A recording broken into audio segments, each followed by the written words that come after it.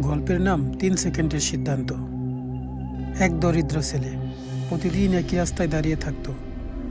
লোকজন তাকে দেখে চলে যেত, কিন্তু কেউ কোনোদিন সাহায্য করেনি। তারপর একদিন এক বৃদ্ধ লোক যাচ্ছিলেন সেই রাস্তায়।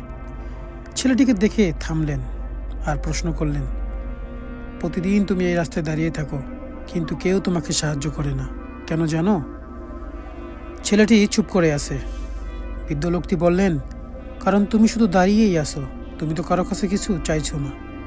তারপর বৃদ্ধ লোকটি একটি কাগজের মধ্যে কিছু লিখে তার গলায় ঝুলিয়ে দিল।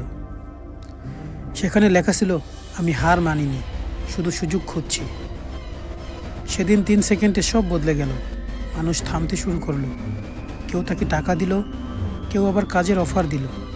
তো বন্ধুরা, তোমার জীবন বদলাতে বছরের প্রয়োজন নেই। কখনো কখনো 3 সেকেন্ডের সঠিক সিদ্ধান্তই পারে তোমার জীবন বদলে দিতে।